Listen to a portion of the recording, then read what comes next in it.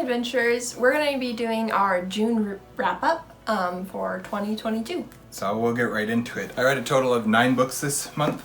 All of them were on audiobook, and most of them were fairly short audiobooks at that, so I didn't really accomplish that much, it feels like.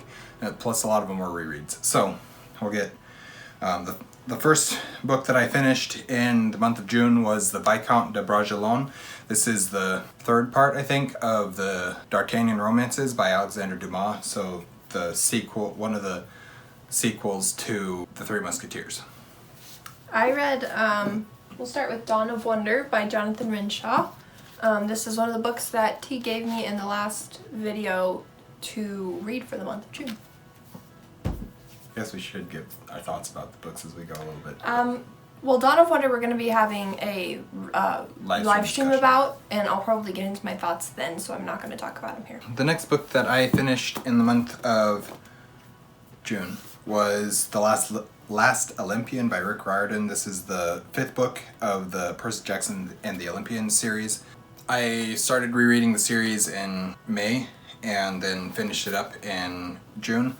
Just kind of binge listening to them all. They're super short. I've read them all before. I don't really have a ton of thoughts on them. I will have a series analysis coming sometime whenever we get to it in the video. I also read Mrs. Mike by Benedict and Nancy Friedman. I listened to this one on audiobook and I really enjoyed it. I loved following the Mountie and I can't think of the main character's name now, but I really liked following their story. It was reminiscent of When Calls the Heart by Jeanette Oke, that series, but I liked it better than that because I feel like it lacked like the cheesy corniness that one has. I liked seeing the Canada, and then it made me cry because I guess I will give spoilers if I say what I told you the other day, but it goes from being like this perfect, like the best life they could have, and then it's like something happens, and it was within like a minute of the audiobook, so I had it on double speed, and I was like reeling, and it was crazy. So that was very sad, and I was a little angry with the main character and her reactions to that, which if you've read the book you'll probably understand. But in the end it turned out okay, but I really liked it overall. It was fun to read. So the next book that I finished was Dawn of Wonder by Jonathan Renshaw. This, of course, we already mentioned that we're going to be having a live stream discussion about this sometime, hopefully fairly soon. Maybe even before this video comes out. We will see. But whatever the case, this is the second time I've read this book. I listened to it on audiobook this time because I didn't have a ton of time for physical reading this month. And I really enjoyed it just as much the second time. There was things that I'd forgotten about since my first reread that coming back to it, I was like, wow, I completely forgot about that, and I'm so glad I enjoyed it. I also read Howl's Moving Castle by Diana Wynne Jones. If you watched my camping vlog recently, you'll have seen my thoughts as I progressed through it. It took me a really long time to get into this, and as I liked the writing style, but for whatever reason I didn't love the story, and it didn't draw me in like I love stories too. So I don't know what the deal was with it. It just wasn't the book for me, but I wanted to like it so bad, and it seemed like something I would love, so I don't know what went wrong there. The next book that I read was Edge Dancer by Brandon Sanderson. This is a novella set in the Stormlight Archive world. This is basically Stormlight Archive 2.5. It follows Lift. I don't care that much about Lift as a character. She's fine, kind of very much a cheeky street urchin type character, and for some reason she's just not my favorite character that Sanderson has written. The story was fine. It did do some interesting things. I'll have more thoughts on this when I actually get to reviewing it, and I'd have to go through and figure out what my thoughts actually are. And then I read On Stranger Tides by Tim Powers, I believe. This is a pirate novel. It's pirate and magic and fantasy and all sorts of different things and swashbuckling adventure and everything. I enjoyed a lot about it. I enjoyed listening to it.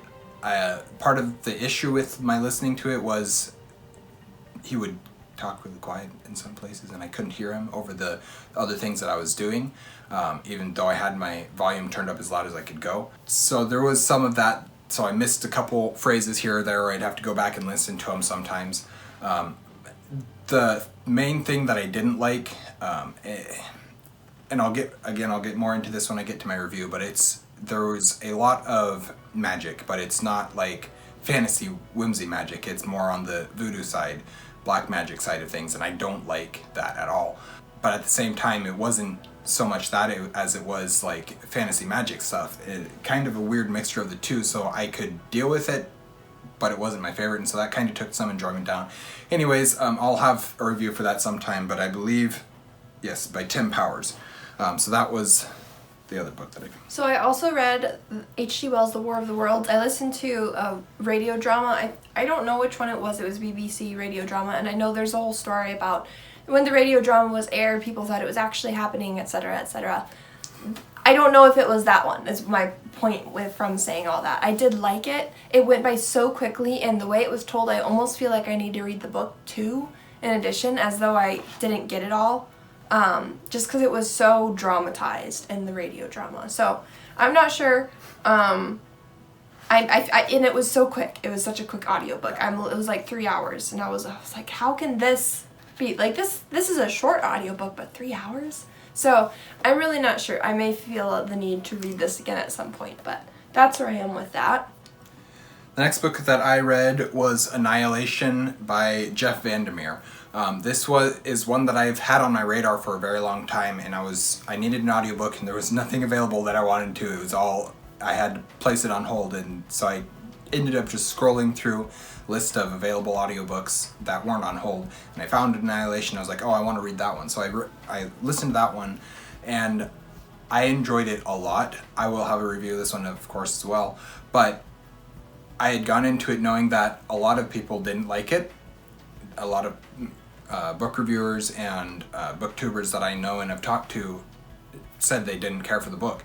But then I also know that a lot of people have liked it, and so I didn't know where I was going to land with it. I haven't read a ton of sci-fi. I was hoping that it was, going into it, I was just like, I just hope the reveal isn't aliens. For some reason, I didn't want the reveal to be aliens. And I ended up really enjoying how the whole story worked out, the way that it was told, everything about it. So I'll get more into that when I get to my review. I also read The Alloy of Law by Brandon Sanderson. This is Mistborn Era 2 Book 1 or Mistborn Book 4. Depends on how you count the books. But this is the first book following Wax and Wayne. I really enjoy these books. The fantasy with Western feel to it, set in the world of Mistborn, and the way that the magic system is advanced in this book is very interesting to me and very fun for me to read. I love Westerns, I love fantasy, so it's a mashup that works really well together. This is my second or third, I think my third reread of The Alloy of Law, and I think I'm enjoying it less, but it may have just been because I listened to the audiobook and I didn't love the audiobook as much as I guess I could have hoped for. But I still do quite enjoy Mistborn Era 2. I also read Lock and Key Volume 2 by Stephen King's son. What's his name? Joe Hill? Joe Hill and somebody else. I read the first one and I liked the first one. The second one I didn't enjoy as much. There was some different pacing. They changed the pacing, which is okay, and I don't mind that they changed it. Overall, the book wasn't as fun as the previous one. It's a very intense book, so fun is even a stretch of a word to apply to that story. But I also read Batman Year One, and I don't remember who that one's by. And I was hoping to like that one more, but I didn't. I just thought it was kind of boring. And I don't know, people may rat on me for saying that, but it's okay to hate on me for lots of things, so. So then I listened to The Lost Hero by Rick Riordan. This is the first book in the Heroes of Olympus series. I will have a review. Well, I probably won't. I'll probably have a series analysis for this one as well. But one of the things that I will mention in both my series analysis for Percy Jackson and the Olympians and for the Heroes of Olympus is how much the character of Percy Jackson affects this world, and how much without him being around, the world feels wrong. It's very interesting, and it's something that I found really interesting when reading this book specifically, and I know I'm saying interesting a lot, but it's kind of the way BookTube works. But I listened to this one. I remember liking this one, or the series, a lot more than the first Percy Jackson series, because it was a more grown-up, it was more on the YA side of stories rather than middle grade. And so I enjoyed this series a lot more than the Percy Jackson the first time. I read it, and I don't know if that's going to stay the same this time or not, but we'll see as I continue through the series. I also read North or Be Eaten by Andrew Peterson, which is book 2 in the Wingfeather saga. I liked book 1 a lot better. Book 2 was good in a lot of ways, but it didn't resonate with me the same way book 1 did, and overall I didn't have this great, like, wow, that was really cool ending. It was a lot more dramatic. There were some really fantastic plot twists that I didn't see coming, which was really neat, but it didn't set me up for a great desire to read book 3. And then the last, I guess you can call it book, it's more like a companion novel type thing, is The Demigod Files, which is technically set before the events of the Last Olympian. So set between books 4 and 5 of the Percy Jackson The Olympian series. I always forget about these books until they reference them in one of the later series. I'm like, oh, I should probably go reread those and figure out what's going on in them. So I re-listened to that one. I don't have a lot of thoughts on it. There's not a lot to say about them. So that's what I read in the month of June. So thank you guys for watching an Erudite Adventure. This has been our June wrap-up for the month of June. Kate is currently away preparing for another video that we're going to film right away. That's really all I've got to say. Thank you guys for watching. We will see you guys again soon. Stay warm.